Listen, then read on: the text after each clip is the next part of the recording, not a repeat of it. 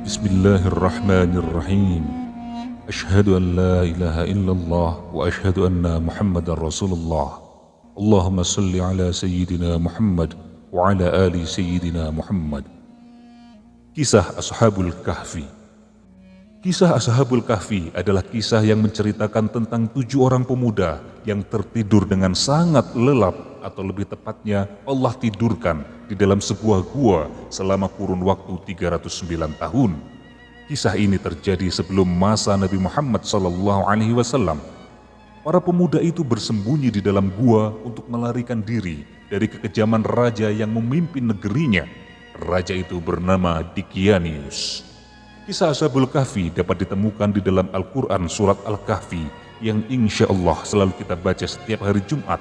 Karena itu merupakan sunnah dari Rasulullah SAW membaca surat Al-Kahfi di setiap hari Jumat. Kitab-kitab karangan ulama terdahulu, salah satunya adalah kitab Fadailul Khamsah Minas Sihahi Sittah, jilid 2 halaman 261, menceritakan tentang Ashabul Kahfi. Kitab tersebut menceritakan bahwa suatu ketika ada 3 orang pendeta Yahudi mendatangi Khalifah Umar bin Khattab. Mereka berkata, "Wahai Amirul Mukminin, kami bertiga akan menanyakan beberapa hal kepada Anda. Jika Anda dapat menjawab pertanyaan kami, maka kami bertiga akan masuk Islam seketika. Tetapi jika engkau tidak dapat menjawabnya, berarti Islam bukanlah agama yang benar, dan Muhammad bukanlah seorang Rasul utusan Tuhan." Menghadapi tantangan ketiga orang pendeta itu, Umar menjawab, "Baiklah wahai saudaraku, apa yang ingin kamu tanyakan?" Kemudian salah satu dari ketiga pendeta itu maju dan berkata, "Wahai Khalifah, dengarkan, kami ingin menanyakan kepada engkau beberapa hal yang jarang sekali orang ketahui. Pertanyaan pertama kami, kapan pintu surga itu dikunci? Pertanyaan kedua, kapan waktu pintu surga dibuka? Dan kemudian ketiga, beri nama kuburan yang bisa berjalan dengan penghuninya. Kemudian, sebutkan makhluk Allah yang dapat memperingatkan umatnya, tetapi dia bukan dari manusia ataupun dari golongan jin. Coba sebutkan 5 makhluk Allah yang berjalan di bumi, tetapi tidak dilahirkan oleh ibu mereka. Dan kemudian coba jelaskan kepada kami kisah tentang seorang pemuda yang mempertahankan iman mereka dengan bersembunyi di dalam gua." Setelah pendeta Yahudi itu berapi-api mengajukan pertanyaannya, Khalifah Umar menunduk dan menjawab, "Wahai saudaraku, dengarkan. Apabila Umar tidak bisa menjawab pertanyaan yang tidak bisa dia jawab, itu tidak memalukan bagi Umar. Akan tetapi, ada dari sahabat-sahabat kami yang bisa dengan sangat mudah menjawab pertanyaan ini." Para pendeta itu kemudian berkata lagi, "Jika ada, ajukan saja wahai Khalifah." Kemudian dipanggillah Salman Al-Farisi oleh Umar. "Salman, kesinilah. Sekarang kamu pergi ke rumah Ali, katakan bahwa Umar memanggilnya." Maka Salman berlari ke tempat Ali bin Abi Thalib. Kemudian dia berkata, "Wahai Ali, Umar memanggilmu. Ada 3 orang pendeta Yahudi yang sedang mendebatnya." Mendengar itu, Ali langsung beranjak pergi ke tempat Umar bin Khattab yang waktu itu masih bersama 3 orang pendeta tadi. Ali berkata, "Wahai Amirul Mukminin, apakah ada tugas untuk saya?" Kemudian Umar menjawab, "Wahai Ali, 3 pendeta ini menanyakan beberapa hal. Jika kita dapat menjawab, mereka akan masuk Islam seketika. Tetapi jika kita tidak dapat menjawab, jangan katakan bahwa Muhammad adalah seorang Rasul dan Islam adalah agama yang benar." Ali terdiam dan kemudian melihat ke arah 3 orang pendeta tadi. "Wahai saudaraku, coba ulangi lagi pertanyaan kalian." Maka majulah pendeta yang bertanya kepada Umar tadi, "Wahai Ali, kami memiliki beberapa pertanyaan yang akan kami ajukan. Sebaiknya engkau langsung saja menjawab setiap pertanyaan yang kami ajukan kepadamu. Pertanyaan pertama, kapankah pintu surga dikunci oleh Allah?" Ali bin Abi Thalib kemudian menjawab, "Syirik kepada Allah. Jika kalian mempersekutukan Allah dengan apapun, maka seluruh amalan kalian tidak akan naik ke langit. Itulah maknanya langit terkunci, surga terkunci." Pertanyaan kedua, kapankah pintu surga akan dibuka oleh Allah? Ali menjawab, pintu surga akan dibuka dengan kalimat La ilaha illallah Muhammadur Rasulullah. Pintu surga dibuka dengan kalimat syahadat. Dengan 2 kalimat syahadat yang diucapkan, maka seluruh dosa di masa lampau akan dihapuskan oleh Allah Subhanahu wa Ta'ala. Pendeta kemudian bertanya lagi, "Wahai Ali, coba engkau sebutkan kuburan yang bisa berjalan bersama penghuninya." Maka kata Ali, "Yang kalian tanyakan adalah Yunus bin Matta' atau Nabi Yunus alaihissalam yang berada di dalam perut ikan. Ia dibawa jalan ke 7 samudera selama 40 hari. Itulah kubur yang berjalan bersama penghuninya." Ketika pendeta itu pun terkaget dengan jawaban Ali yang sangat cerdas. Pendeta berkata, "Baiklah Ali, engkau benar." Kemudian Ali, "Coba engkau sebutkan makhluk Allah yang bisa memberi peringatan kepada kaumnya, tetapi dia bukan manusia dan bukan pula jin." Kemudian Ali menjawab, "Ketika Nabi Sulaiman dan bala tentaranya sampai di lembah semut, terdapat seekor semut yang memimpin kawan-kawannya. Wahai para semut, masuklah kalian ke dalam sarang-sarang kalian, karena nanti kalian akan terinjak oleh Sulaiman dan bala tentaranya apabila tetap di luar. Inilah makhluk Allah yang bisa memberi nasihat kepada kaumnya, tetapi dia bukan manusia, bukan pula jin." Para pendeta itu kemudian menggeleng-gelengkan kepalanya, keheranan dan takjub mendengar jawaban Ali. Kemudian dia berkata lagi, "Wahai Ali, coba engkau sebutkan 5 makhluk Allah yang berjalan di muka bumi, akan tetapi mereka ini tidak dilahirkan oleh induknya sebagaimana mestinya." Kemudian Ali menjawab, "Yang pertama, Nabi Adam alaihissalam. Kemudian Ibunda Hawa atau Siti Hawa. Yang ketiga, unta Nabi Saleh. Yang keempat, tongkat Nabi Musa yang kemudian berubah menjadi ular. Kemudian kambing pengganti Nabi Ismail alaihissalam. Kelimanya tidak memiliki induk, atau dalam kata lain tidak dilahirkan dari sebuah induk atau seekor induk atau seorang induk sebagaimana makhluk lain mestinya." Setelah itu, 2 dari ketiga pendeta tadi mengucapkan 2 kalimat syahadat, mengakui bahwasanya Islam adalah agama yang benar. Sekarang tersisa 1 orang pendeta yang enggan masuk Islam. Kemudian dia berkata, "Tunggu dulu wahai Ali, 2 kawanku memang sudah masuk Islam. Akan tetapi aku masih memiliki 1 pertanyaan lagi yang mungkin saja tidak bisa engkau jawab. Coba engkau ceritakan kepada kami kisah tentang para pemuda yang bersembunyi di dalam gua untuk mempertahankan iman mereka." Ali menjawab, "Baiklah, akan aku terangkan seperti apa yang ada di dalam Al-Quran." Pendeta itu kemudian menyela, "Kalau dari Al-Quran kami sudah mendengarnya. Kami ingin engkau detil menerangkannya seperti yang disampaikan oleh Rasulullah kepadamu." Maka Ali menjawab, "Baiklah wahai saudara-saudaraku, sekarang benarkanlah duduk kalian. Duduklah yang baik dan mulailah bertanya, pertanyaan apapun yang ingin kalian tanyakan." Pendeta itu kemudian berkata, "Wahai Ali, kalau engkau memang tahu, katakanlah kepadaku nama-nama mereka. Siapa nama rajanya? Siapa nama anjingnya? Apa nama gunungnya? Apa nama gua? Dan kisah mereka dari awal sampai akhir, ceritakanlah kepadaku." Mendengar pertanyaan terakhir yang diajukan ini, Imam Ali kemudian merapikan posisi duduknya. Beliau mengangkat kedua lututnya dan kemudian dililitnya dengan surban supaya tidak bergeser. Beliau menarik nafas dalam, kemudian tersenyum dan menjawab satu persatu pertanyaan seputar Ashabul Kahfi. Sayyidina Ali radhiyallahu anhu dengan tersenyum santun menjawab pertanyaan pendeta itu tadi. Beliau berkata, "Kekasihku Muhammad SAW pernah menceritakan kepadaku bahwa di daerah Romawi terdapat sebuah kota bernama Afsus yang juga dinamakan Turtus. Nama kota itu di zaman jahiliyah adalah Afsus, kemudian ketika Islam datang dinamakan Turtus. Mereka mempunyai seorang raja yang solih. Beberapa waktu kemudian raja itu wafat, lalu tersebar berita kematiannya, sehingga seorang raja dari Persia yang bernama Dikyanus mendengar berita tersebut. Dikyanus adalah raja yang sangat zalim dan kafir. Dia datang bersama bala tentara ke kota Afsus dan menjadikannya sebagai kerajaan. Ia membangun sebuah istana sangat megah di sana." Pendeta Yahudi yang bertanya itu kemudian memberi isyarat kepada Ali untuk menghentikan penjelasannya. "Wahai Ali, jelaskan kepadaku tentang istana itu beserta ruangan-ruangannya secara lengkap." Ali bin Abi Thalib segera menjawabnya. Raja itu membangun istana dari bahan marmer, panjangnya 1 farsakh, lebarnya 1 farsakh. 1 farsakh itu setara dengan 5-6 km. Di dalamnya terdapat 4.000 pilar yang terbuat dari emas dan terdapat 1.000 lampu emas. Lantainya dari bahan suasa, yaitu logam yang berisikan campuran antara emas dengan tembaga. Setiap malam diisi dengan minyak wangi yang sangat harum. Istana itu dijaga dengan sangat ketat oleh para pengawal. Di sisi timur diisi dengan 180 kekuatan, di sisi barat 180 kekuatan. Matahari mengelilingi istana itu dari sejak terbit sampai terbenam.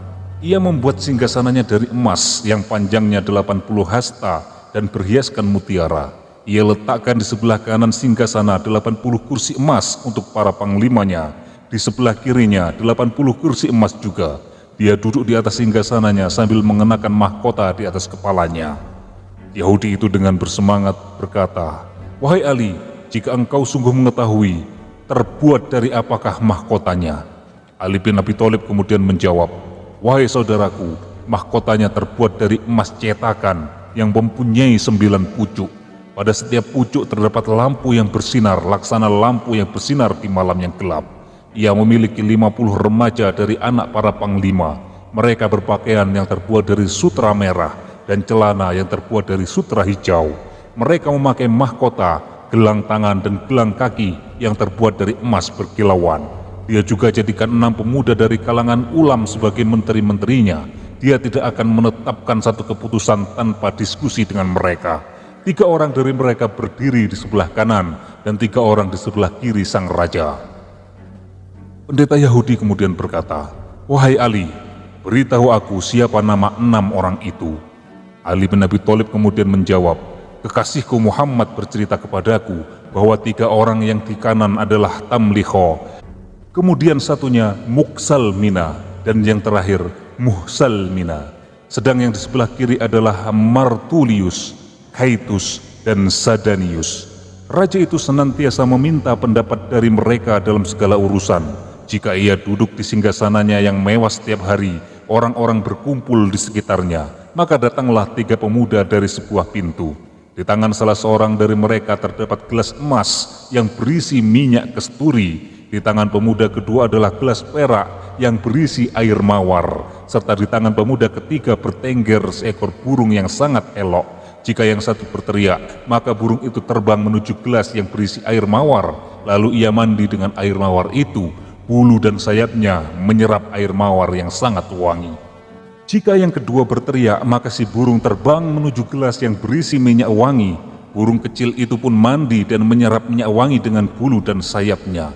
Kemudian jika yang ketiga berteriak, maka burung itu terbang menuju mahkota raja untuk kemudian mengibaskan bulu dan sayapnya di atas kepala raja.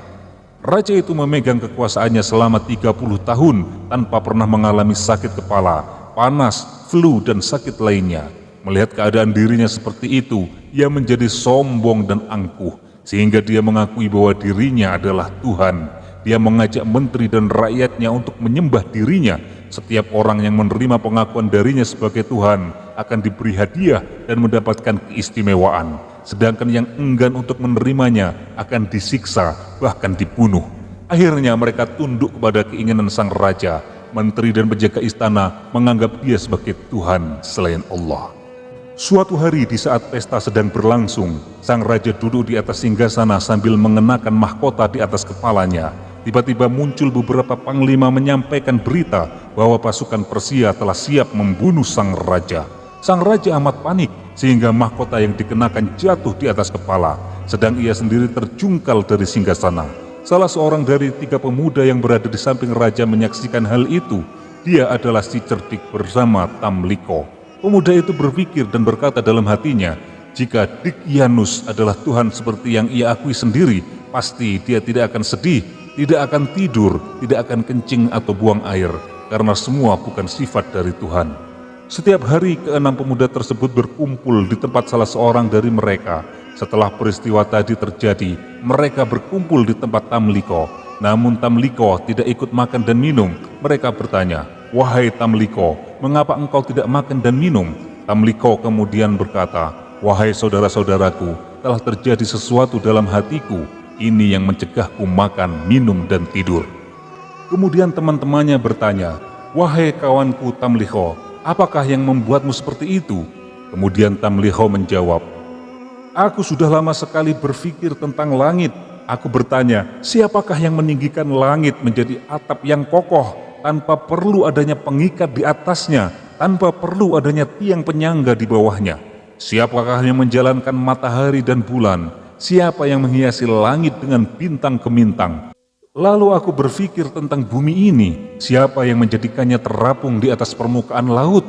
Siapa yang menahan dan mengikatnya dengan gunung-gunung yang kokoh agar ia tidak tenggelam?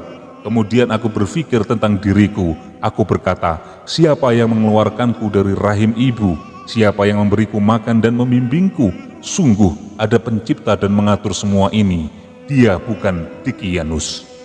5 pemuda yang lainnya kemudian tersungkur di atas tanah. Dia mencium kedua kaki Tamliko dan berkata, wahai Tamliko, sungguh telah terjadi di hati kami apa yang telah melanda hatimu. Berilah kami petunjuknya, wahai saudaraku. Tamliko kemudian menjawab, wahai saudara-saudaraku, aku tidak mendapatkan jalan untukku dan untuk kalian selain lari dari penguasa zalim menuju penguasa langit dan bumi. Berkata, pendapat yang benar adalah pendapatmu, wahai saudaraku. Tamliko kemudian bangkit, membeli kurma dengan uang 3 dirham, lalu menyimpannya di dalam selendang. Mereka naik kuda dan pergi keluar kota. Setelah berjalan sejauh 3 mil dari kota, Tamliko berkata, wahai saudaraku, telah hilang dari kita raja dunia dan kekuasaannya. Turunlah dari kuda dan berjalanlah. Semoga Allah memudahkan urusan kalian dan memberikan jalan keluar kepada kita. Mereka pun turun dari kuda dan berjalan kaki sejauh 7 farsah sampai kaki mereka berdarah karena tidak terbiasa. Tiba-tiba saja seorang penggembala menghampiri mereka. Tamliko bertanya, wahai penggembala, apakah engkau memiliki seteguk air ataukah susu? Aku punya apa yang kalian inginkan, tetapi aku lihat wajah kalian adalah wajah-wajah para raja. Menurutku kalian melarikan diri, ceritakanlah pengalaman kalian kepadaku. Kemudian mereka bercerita, kami memeluk agama yang melarang berbohong. Apakah kejujuran akan membuat kami selamat? Maka mereka pun menceritakan apa yang mereka alami. Si penggembala langsung tersungkur mencium kaki mereka sambil berkata, sungguh terjadi di hatiku apa yang terjadi di hati kalian. Si penggembala meminta mereka menunggunya, sementara dia mengembalikan kambing-kambing kepada pemiliknya. Mereka menunggu si penggembala kembali, tetapi kali ini dia kembali dengan diikuti seekor anjing. Ketika para pemuda itu melihat anjing, satu sama lain saling berbicara. Kami khawatir anjing ini akan membuka rahasia keberadaan kita dengan gonggongannya. Mereka minta dengan sangat agar si penggembala mengusir anjingnya dengan batu. Anjing itu berwarna hitam pekat, memiliki nama Kitmir. Ketika anjing itu melihat gelagat mereka, anjing itu pun duduk lalu dapat berbicara. Wahai manusia, mengapa kalian hendak mengusirku? Padahal aku bersaksi bahwa tiada Tuhan selain Allah dan tiada sekutu atasnya. Izinkan aku menjaga kalian dari musuh yang akan mengganggu kalian. Aku ingin mendekatkan diri kepada Allah dengan hal itu. Lalu ketujuh pemuda itu pun mengizinkannya. Mereka kemudian melanjutkan perjalanan. Sang penggembala mengajak para pemuda itu untuk menaiki gunung dan bersembunyi di dalam sebuah gua. Orang Yahudi berkata, wahai Ali, apa nama gunung itu dan apa nama gua itu? Ali bin Abi Thalib kemudian menjawab, wahai saudaraku, nama gunung itu adalah Najlus dan nama gua itu adalah Wasid atau Khairam. Ali kemudian melanjutkan ceritanya. Ternyata di dalam gua itu terdapat beberapa pohon yang berbuah dan mata air yang bening. Mereka memakan buah-buahan dan meminum air tersebut. Ketika malam tiba, mereka masuk ke dalam gua, sedangkan anjing itu duduk di pintu gua sambil menjulurkan kedua kaki di depannya. Lalu Allah menyuruh malaikat maut untuk mencabut ruh mereka sementara waktu dan menugaskan 2 malaikat lainnya untuk menjaga dan mengurus setiap orang dari mereka. Kedua malaikat itu membolak-balikkan tubuh mereka ke kanan dan ke kiri supaya tidak membusuk. Allah mewahyukan kepada matahari agar pada saat terbit bercondong dari gua mereka ke sebelah kanan dan ketika terbenam menjauhi mereka ke sebelah kiri. Ketika Raja Dicyanus kembali dari upacara, ia bertanya tentang para pemuda di sisinya. Lalu dikatakan kepadanya bahwa mereka telah meyakini Tuhan selain Dicyanus. Mereka telah keluar dari istana dan melarikan diri darinya. Mendengar hal itu, maka raja pergi dengan 80.000 pasukan berkuda untuk mencari sang pemuda.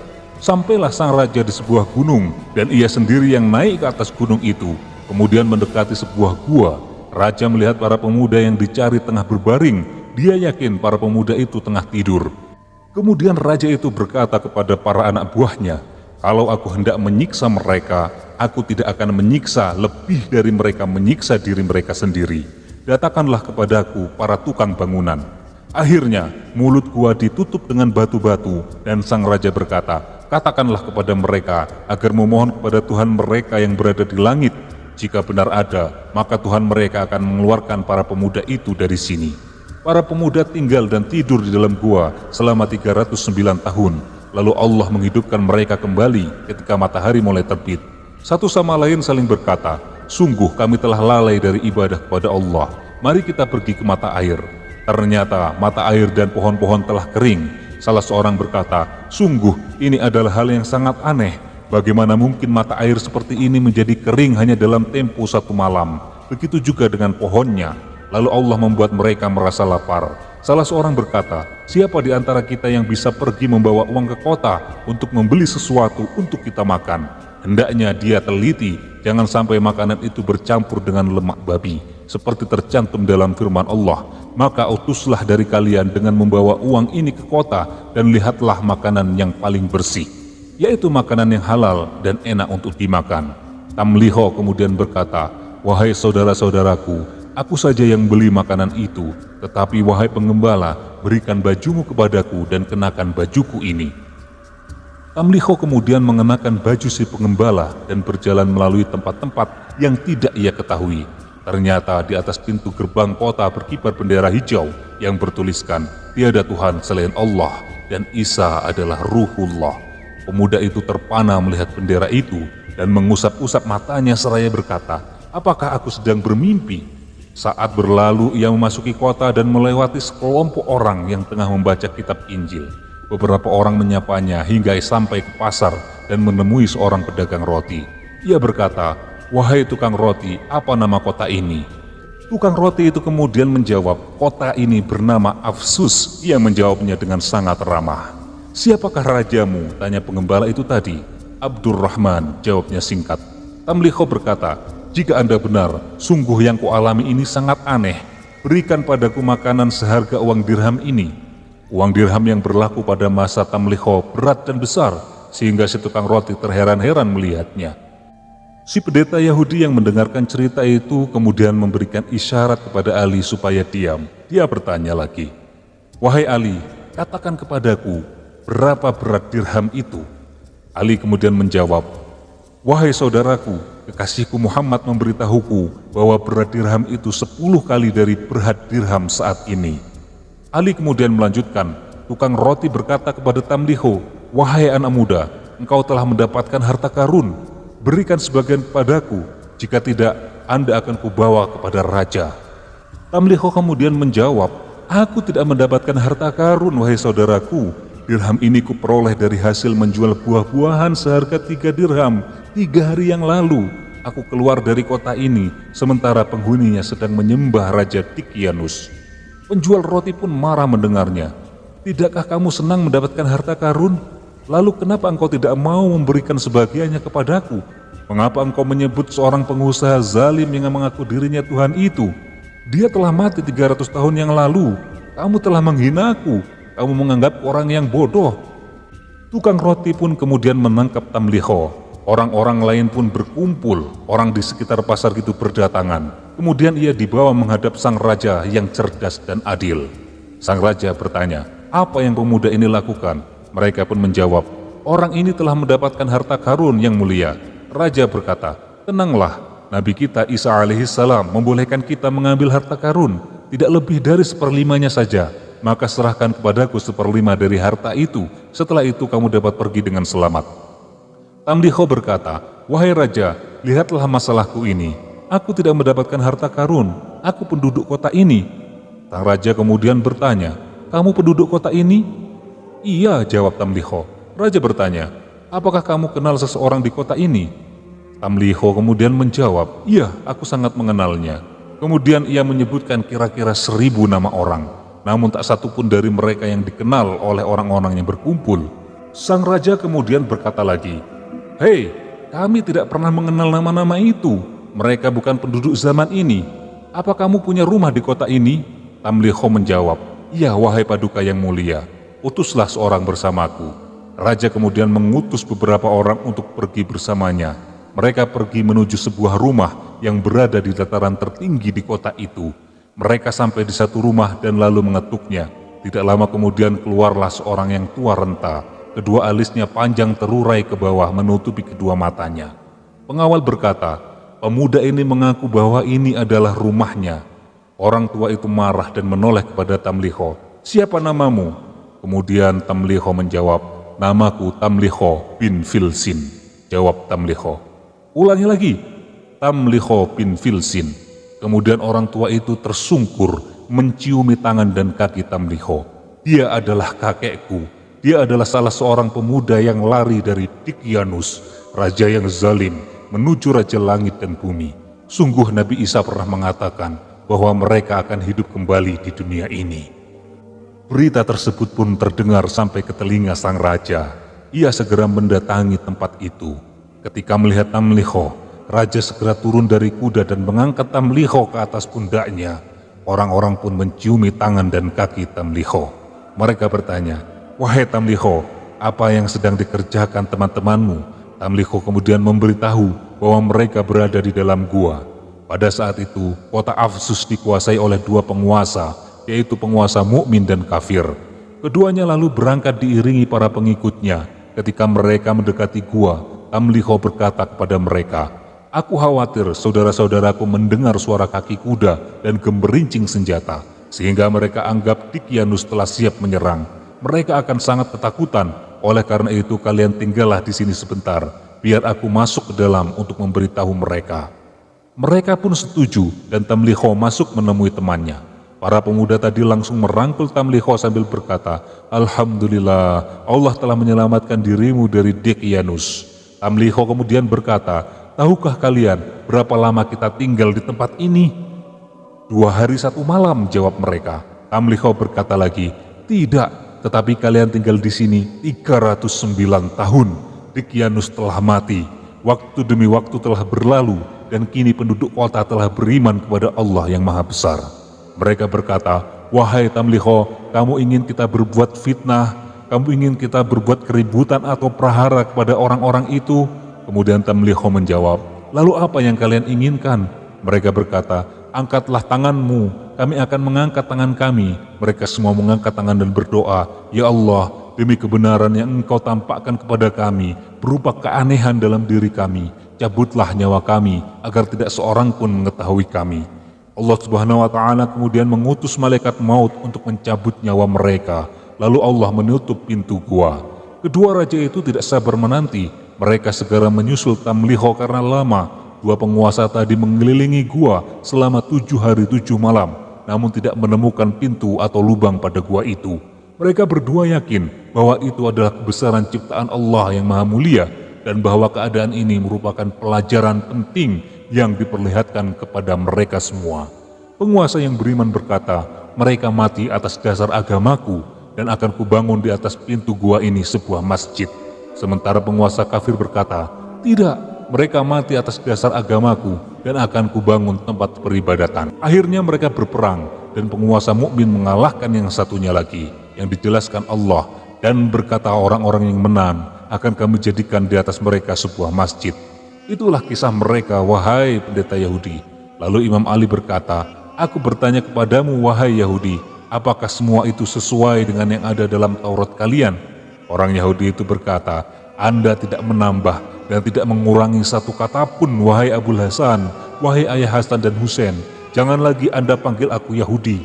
Aku bersaksi, tiada Tuhan selain Allah, dan Muhammad adalah hamba serta utusan Allah, dan Anda adalah orang yang paling pandai di antara umat Muhammad. Hikmah yang dapat diambil dari kisah ini adalah Allah akan menolong orang-orang yang berbuat baik dan ingin menghancurkan serta meninggalkan kezaliman. Allah akan selalu menjaga dan mencintai orang-orang yang beriman kepadanya dan beriman kepada utusannya. Wallahu a'lam bishawab.